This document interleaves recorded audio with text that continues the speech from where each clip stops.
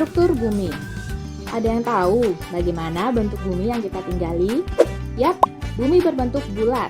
Aslinya bumi tidak benar-benar bulat seperti bola, tapi bagian kutub bumi agak mampat, sedangkan bagian tengah bumi agak mengembang. Lalu, apa saja komponen yang menyusun bumi? Komponen bumi terdiri dari atmosfer, litosfer, dan hidrosfer. Komponen pertama adalah atmosfer. Atmosfer adalah lapisan gas atau udara. Gas yang paling banyak adalah nitrogen dan oksigen. Oksigen ini penting sekali untuk kita bernapas. Sisanya ada gas karbon dioksida, ozon, dan sebagainya.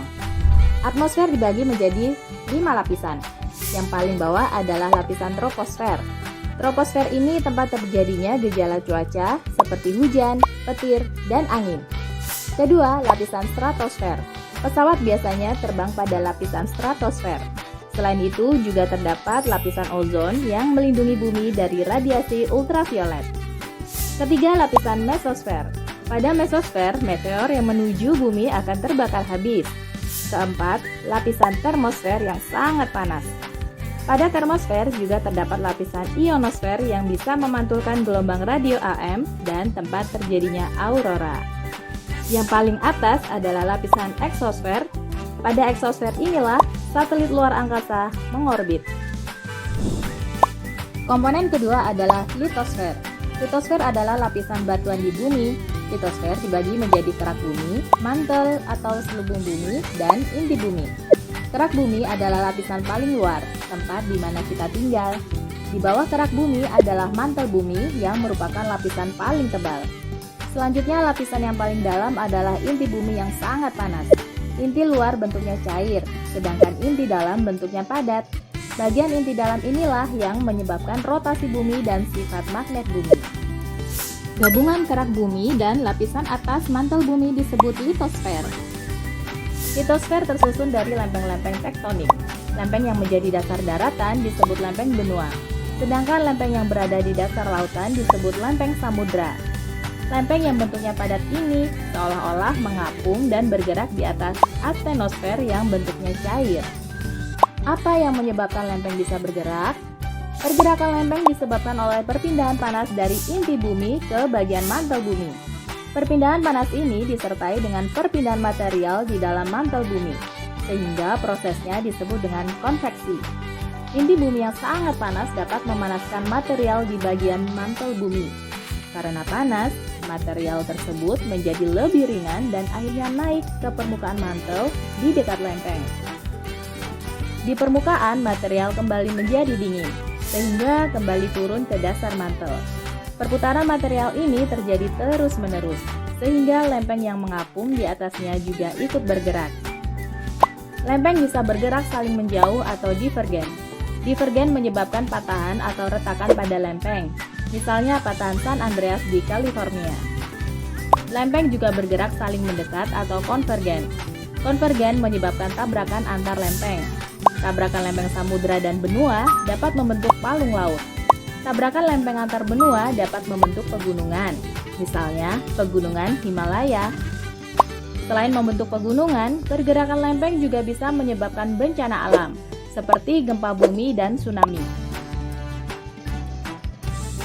Komponen yang ketiga adalah hidrosfer, yaitu lapisan air yang ada di bumi. Contohnya samudra, lautan, sungai, danau, air tanah, dan uap air di udara. Jumlah air di bumi selalu tetap loh, karena adanya siklus air atau siklus hidrologi. Bagaimana siklus air terjadi? Awalnya air menguap menjadi uap air karena panas matahari. Uap air itu akan naik ke atmosfer. Karena semakin tinggi, suhu atmosfer semakin rendah. Uap air tadi akan berubah lagi menjadi cair atau mengembun. Titik-titik air akan berkumpul membentuk awan, dan kemudian turun hujan. Air hujan akan kembali berkumpul di lautan, setelah itu siklus air kembali berulang. Wah, sekarang jadi tahu ya kalau komponen bumi itu ada banyak. Yang sehari-hari kita lihat ternyata hanya sebagian kecil saja dari bumi. Tentunya kita harus bersyukur karena Tuhan sudah memberikan bumi sebagai tempat tinggal yang aman dan nyaman. Segala kebutuhan kita juga tersedia di bumi. Selain itu, dengan mempelajari struktur bumi, kita dapat mengantisipasi tanda-tanda bencana alam. Dengan begitu, kerusakan dan korban jiwa dapat ditekan jumlahnya. Jika suatu hari terjadi gempa bumi, saat kamu sedang berada di dalam kelas, apa yang seharusnya kamu lakukan? Coba, tulis jawabanmu di kolom komentar ya. Jika mau latihan lebih banyak lagi soal tentang struktur bumi, yuk kunjungi website kejarkita.id atau download aplikasi Kejar Kita di Play Store. Kejar Kita, kejar ilmu, raih cita.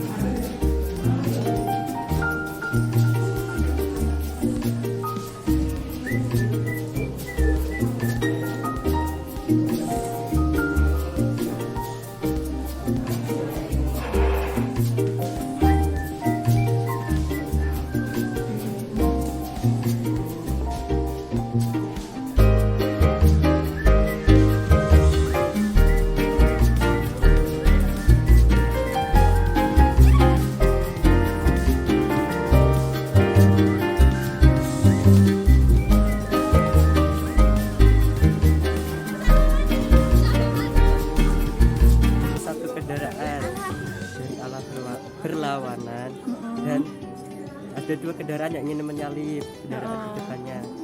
Akibat mepetan itu, terus mereka jadi tabrakan gitu. Ya, dua kendaraan itu tabrakan. Terus akibat berkonvoy, dua kendaraan lainnya juga ikut tabrakan. Oh, itu di belakangnya jadi nubruk. Iya. Gitu. Dan satu orang meninggal dunia. Yang lainnya gimana? Dan empat yang lainnya luka serius dan dilarikan di rumah sakit.